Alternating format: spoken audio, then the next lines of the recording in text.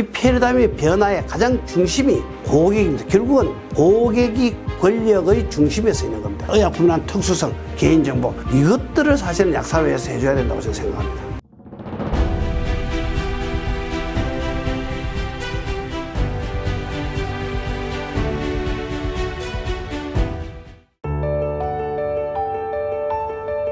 예, 사실 약 배송이라고 표현하기보다는 저는 비대면 투약이라고 표현을 하고 싶습니다. 투약은 환자의 건강 정진이나 예방, 질병 치료 등의 목적으로 약사가 조제해서 사용되는 과정을 투약이라고 이야기를 합니다. 그렇다면은 지금 현지에서는 다 대면으로 투약 과정이 이루어지고 있는데 결국은 비대면 진료 등 미래에는 물론 우리나라를 제외한 선진국에서는 비대면 투약이 이미 법제화되고 사용을 하고 있습니다. 그러면 결국 비대면 투약 과정, 이것도 대면이냐 비대면이냐의 방식이지 하나의 투약 과정으로 본다면은 과연 그 역할을 누가 해야 될 것인가? 전 당연히 약사들이 해야 된다고 저는 생각을 하고 있습니다. 근데 우리나라에서는 배달에 대한 근본적인 반대 때문에 실제 여기에 대한 준비를 전혀 안 하고 있습니다. 이게 많이 안타깝고요. 그래서 그런 과정에서 약국에서 주도한 약국 전용 배달 시스템 파미를 사실은 상당히 오랜 기간 동안 준비를 거쳐 개발을 하게 되었습니다. 실제 내선한 약국이나 이런 내용까지를 다 포함하면은 거의 만 한 3년, 실제 여기에 전념한 시간이 만 한 3년 정도가 되지 않나 생각하고요.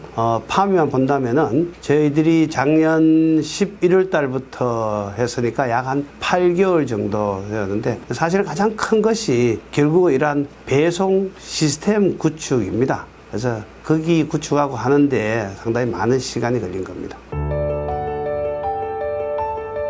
환자가 이제 두 가지 케이스가 있을 것입니다. 비대면 진료에서 비대면 투약한 고객은 환자가 팩스나 이메일로 약국에다가 보내면은 약국에서 실제 이메일에 온 내용이 요양기관에서 온 건지 아닌지 확인하고 환자가 비대면 투약에 대한 내용들이 확인만 가능하면은 그 환자에게 알림톡이 가도록 되어 있습니다. 알림톡이 가면서 당신은 대상 고객이기 때문에 실제 우리 약국에서 이 약은 조제를 해줄 수 있고 그리고 조제 약값은 얼마고 그리고 집까지 가는 배송의 비용은 3,300원입니다. 라고 결제 요청을 합니다. 그럼 환자가 그 내용을 보고 카드로 결제를 하면은 약국에서 바로 조제를 해서 저희들 배달 시스템에 태우면은 서울, 경기도 이로는 저희들이 오후 2시까지만 약국에 조제를 해놓으면은 그날 저녁까지 당일 배송을 원칙으로 하고 있고 나머지에 대한 내용들은 저희들이 물류 시스템에서 우체국 택배를 통해 가지고 지방, 산간 지방이나 이런 데는 이길날 배달하는 시스템을 지금 현재 운영을 하고 있습니다. 지금까지는 저희들도 픽업 서비스를 앱을 설치해서 사진을 찍어서 보내도록 이렇게 되어 있었는데 이게 환자가 굉장히 불편합니다. 보내는 당사자가 환자여야 되고 그래서 저희들이 이번에는 파미를 만들면서 범용성으로 만들었습니다. 앱을 가입하지 않고 즉 환자가 키오스크를 통해서 처방전이 오면은 환자에게 등록이 되어 있는 전화번호를 통해서 환자에게 실제 알림톡을 가도록 되어 있습니다. 그 알림톡 속에 모든 약값이나 결제 내역 이런 것들을 처리할 수 있도록 담았고요. 그렇게 처리하면은 바로 알림톡을 통해서 조제를 언제까지 한다고 알려줌으로 해서 환자는 약국에 그 시간에 맞춰서 약국에 오셔서 보약 지도받고 약만 받아가시면 됩니다. 결국은 비용 부담은 소비자가 비용 부담을 해야 되고요. 저희들이 이걸 위해서 설문조사도 하고 굉장히 많이 했는데요.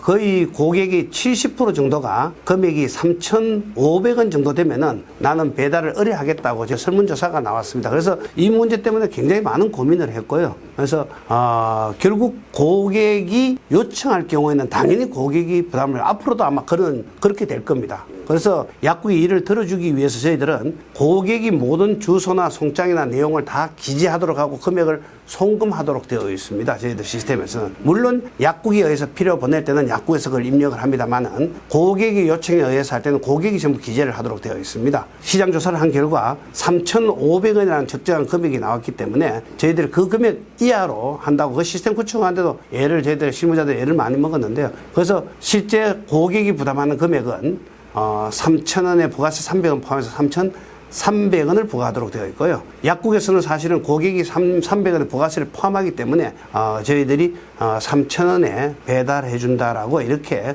홍보를 하고 있습니다. 저희들은 의약품이라는 내용 때문에 개봉을 못하도록 시를 붙이도록 되어 있습니다. 시를 붙여서 환자가 개봉하면은 시를 보고 개봉 여부를 확인할 수 있도록 되어 있고요. 가난 아파트 내에 그렇게 드려서 연락을 하고 없으면 아파트에서 해서 사진을 찍어서 환자나 저희들한테 오도록 이렇게 되어 있습니다. 환자의 개인정보 보호가 될 수 있도록 저희들이 하고 있습니다. 지금 키오스크로 오는 고객들은 환자가 방문을 해야 됩니다, 사실은. 키오스크라는 거는 조제 내역서가 내가 처방전이 전혀 아니기 때문에 그냥 처방 내역서만 보내주거든, 미리 보내줍니다. 조제를 미리 하라고 약국에서 이제 그걸 보내주고 있는데요.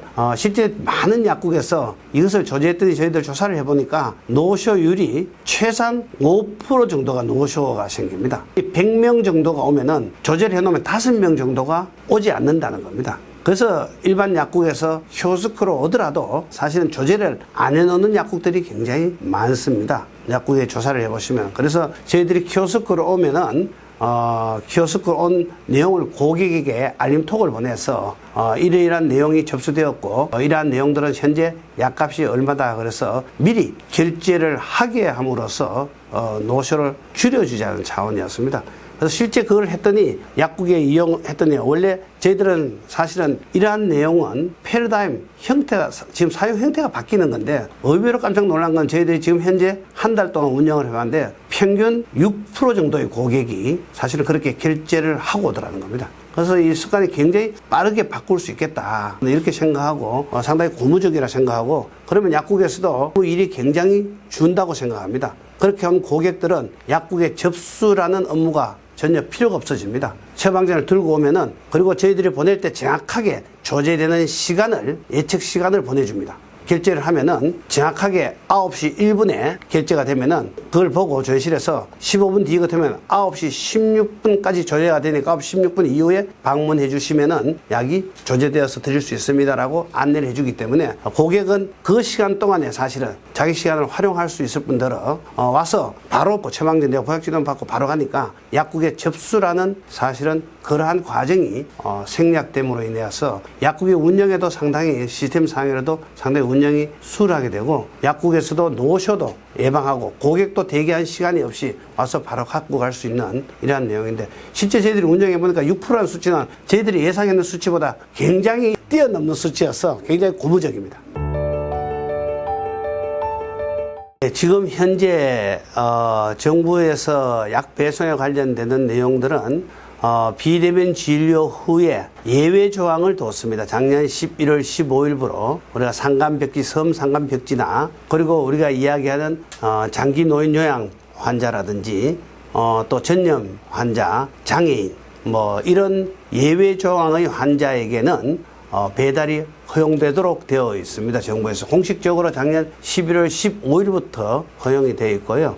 그래서 그때부터 사실은 허용되어 있는 고객들을 대상으로 현재 배달이 이루어질 수 있도록 약국 주도의 배달이 이루어질 수 있도록 저랬습니다. 그래서 뭐 이것을 제일 처음 개발할 때 가장 큰 특징이 이 고객이 보낸 처방전이 정말 의료기관에서 보내는지 안 보내는지 나아가서는 이 고객이 정부에서 이야기하는 5가지의 예외조항 환자인지 아닌지를 저희들 시스템 상에서 검토해서 이거는 요양기관에서 보낸 거고 그리고 이 고객은 정부에서 예외조항이 5개 조항에 예외조항의 고객이라는 것을 시스템 내에서 다 알 수 있도록 해놓고요. 그래서 약국에서는 이 시스템만 이용하면은 이 고객이 처방전이 의료기관에서 왔는지 나아가서 대상이 정부에서 이야기하는 5개의 예외조항 대상인지 이걸 다 체크하고 바로 환자에게 약에 대한 조제 여부를 회신해주고 결제가 오면은 저희들 배송 파미 시스템을 통해서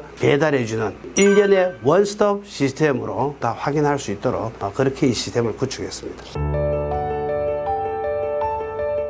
이 부분 때문에도 사실은 저희들이 개발에 상당히 애로사항이 많은데요. 복지부에다가 실제 정확한 보약 지도가, 대면 보약 지도가 끝나고 난 뒤에 고객이 원할 때 이것을 집까지 배송해 줄 수 있는지 여부를 저희들이 질의를 했는데 그 부분에 대한 문제는 문제가 없다라고 복지부에서 정확하게 저희들이 유권 해석을 받아서 실제 고객들이 제일 많은 것들이 뭐 잘 아시다시피 우리 영양제 앵커버 같은 경우입니다. 너무 부피가 무겁거나 무게가 무거운 것들은 고객이 들고 가지 못하니까 이 부분들은 집으로 배송 의뢰를 하는 케이스들이 굉장히 많습니다. 이게 특히 뭐 연세 드신 분들이기 때문에 그래서 이런 부분에 대한 내용들이 명확하게 약국에 방문한 고객들이 요청을 할 시에는 지하까지 배송을 의약품을 배송을 해줘도 전혀 문제가 없다는 유권 해석에 따라서 이것을 현 실제 약국에서 배송이 이루어지고 있는 부분까지를 저희들이 다 담아서 시스템을 개발했습니다. 그래서 이거 뭐 무거운 것도 있지만은 특히 또 어떤 케이스가 아니면 약국에서 약이 부족하다든지 제일 많은 것들이 보호자가 왔는데 부모님들이 지방에 계시는 케이스입니다. 그때는 약을 타가지고 가셔서 우체국이나 이런 데 가서 약을 택배를 붙였는데 그런 고객들에게 약국에서 바로 보내줄 수 있도록 그렇게 시스템을 이번에 구축한 겁니다.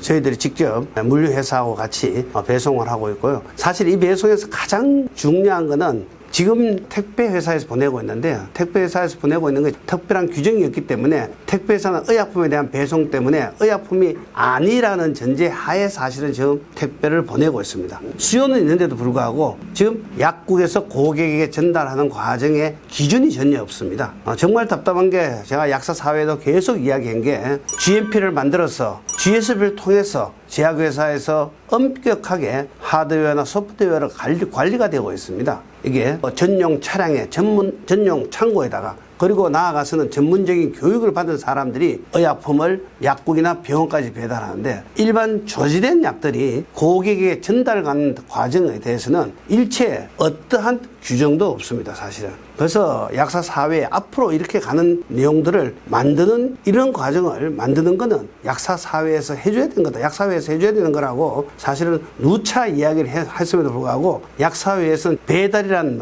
언어 자체가 금기어로 되어 있습니다. 이야기만 나오면은 심지어 저보고 배달에 준비를 하라고 약속을 계속 하니까 저보고 매약노라 그럽니다. 이게 이런 참 답답한 실정인데요. 이러한 배달에 관련되는 내용들을 기준을 정하고 고객이 가장 안전하게 정확하게 그리고 신속하게 개인정보 보호가 되도록 받을 수 있는 이러한 기준을 만들어줘야 된다고 저는 생각합니다. 저희들이 그래서 최초로 약국 전용 배송 서비스라고 이야기를 했던 이유가 저희들이 처음으로 의약품에 대한 약국에서 고객에게만 가는 배달 시스템을 구축했기 때문에 저희들이 약국 전용 배달 서비스라는 명칭을 붙였습니다.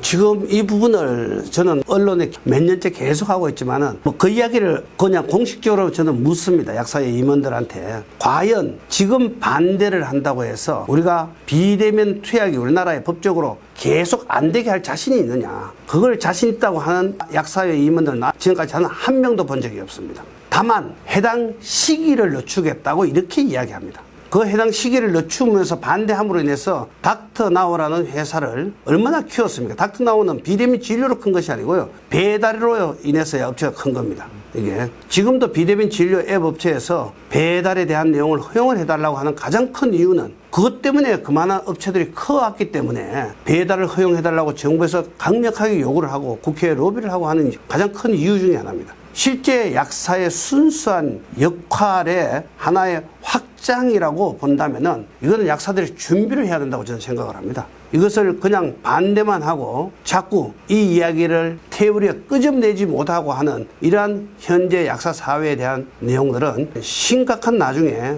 우를 범할 수가 있고요. 나아가서는 11월 15일부터 사실은 앞에서 이야기한 예외 조항에 의해서 이미 비대면 투약이 허용이 되어 있습니다. 이 부분에 대해서는 누구도 언급을 하지 않습니다. 만약에 비대면 투약에 대한 반대를 했으면 그때 반대를 하고 난리가 났어야 될 건데 이미 그렇게 흘러가는 과정이라고 생각하면서 밖으로는 비대면 투약, 배달에 대한 내용을 아예 검교하고 이야기를 끄집어내는 사람들은 약사사회에서 지금 매장을 시키고 있는 이러한 넌센스입니다, 사실은.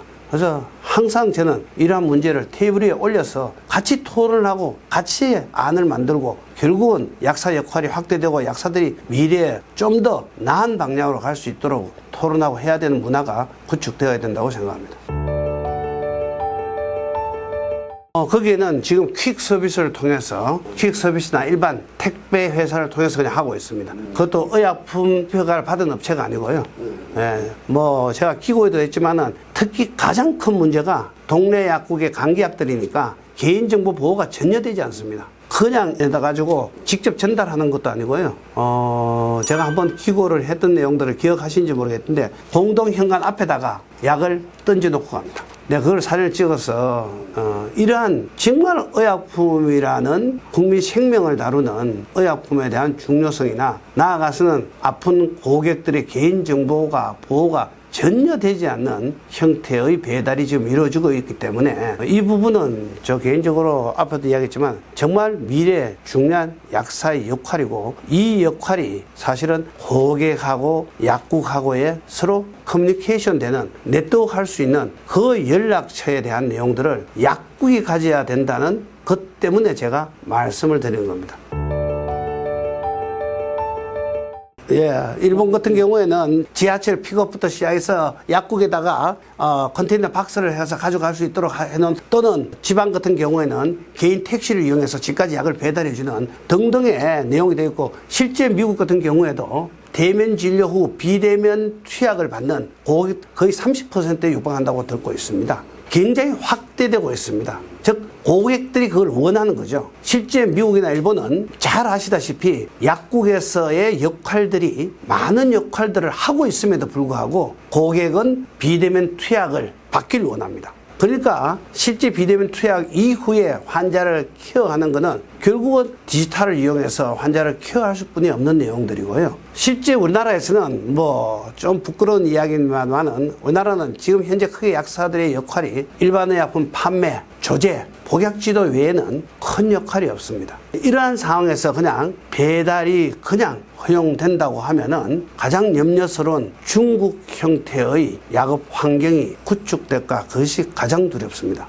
중국은 대기업 세 군데가 의약품에 대한 배달 시장을 전부 장악을 했습니다. 알리바마에서 알리바마 알리헬스라는 회사를 만들고요. 징둥이라는 회사에서 징둥닷컴을 만들고, 핑안 그룹, 잘 아시는 보험회사에서 중국에서 가장 큰 그룹입니다. 그래서 핑안 굿닥터를 만들어서 이 세 개 회사에서 실제 의약품 배달에 대한 내용들을 함으로 인해서 3년 동안 제가 알기로는 약 한 7만 개 약국이 중국에는 없어졌습니다. 이 약국의 가장 중요한 역할을 그러한 회사들에서 가져감으로 인해서 약국은 그냥 단순히 조제하는 공간으로만 남다 보니 결국은 약사 역할 축소에 의해서 약국이 없어졌다고 저는 개인적으로 그렇게 생각하고 있습니다.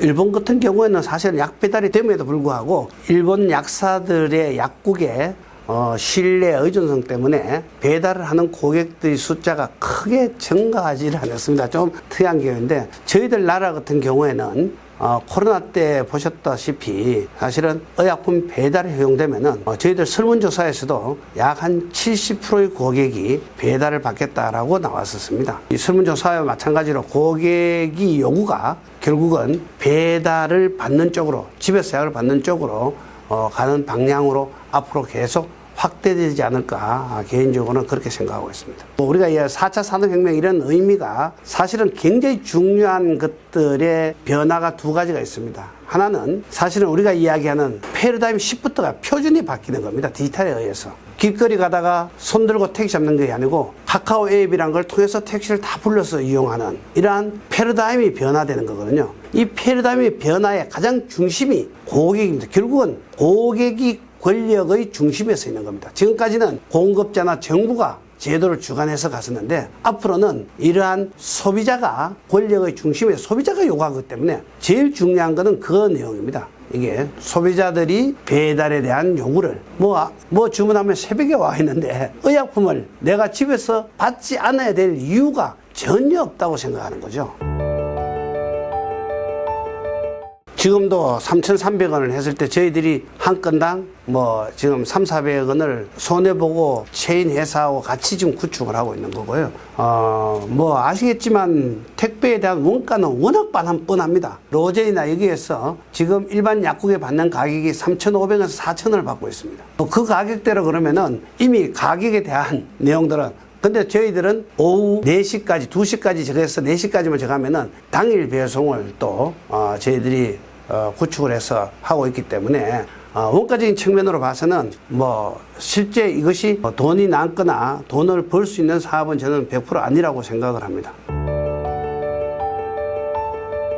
약국이나 약사 역할의 확장성을 본다면은 약국에서 배달의 주체가 되어야만이 앞으로 디지털 회사에서 환자들에게 커뮤니케이션뿐만 아니고 모든 서비스를 제공해 줄 수 있는 내용을 첫 단추가 사실은 비대면 투약이라고 저는 보고 있습니다. 그래서 비대면 투약이 되면은 결국은 저희들이 항상 뭐 플랫폼 하는데 플랫폼의 의미도 모르고 플랫폼이라고 이야기를 많이 하는데 플랫폼이라는 것은 결국은 서로 당사자 간의 정보를 교환하면서 가치가 창출되어야 플랫폼이라 그럽니다. 가치가 창출되지 않으면 이건 절대 플랫폼이 될 수 없습니다. 네. 그래서 이러한 비대면 투약에 의해서 처음 디지털화, 온라인화가 된다고 보면은 약국하고 고객하고 연결되어서 굉장히 많은 정보 교환이 이루어지면서 가치를 충분히 창출할 수 있다고 저는 생각을 하고 있고요. 이걸 통해서 결국은 앞에 저희들이 오래전에 개발한 내 손의 약국이라는 내용들을 통해서 고객에게 다양한 정보를 온라인에서 정보를 제공해 주십니다. 뭐 복약 수첩에 대한 내용들은 기본적인 내용이고요. 뭐 저희들이 지금 복약 알림이나 다지약물 관리에 대한 내용이라든지 다양한 사실은 환자에 대한 케어에 관련되는 온라인에서 케어를 할 수 있는 다양한 서비스를 개발해서 제공을 해주고 있기 때문에 이러한 서비스가 결국은 고객들에게 선택되어짐으로 인해서 약사들이 좀 더 역할도 확대하고 약사들이 정말 고객들에게는 꼭 필요한 존재구나. 약국이라는 공간이 고객들에게 내한테 꼭 필요한 공간이구나 하는 그런 생각을 들게 하고 싶은 것이 제 개인의 희망이고 지금 이 사업을 하고 있는 이유이기도 합니다.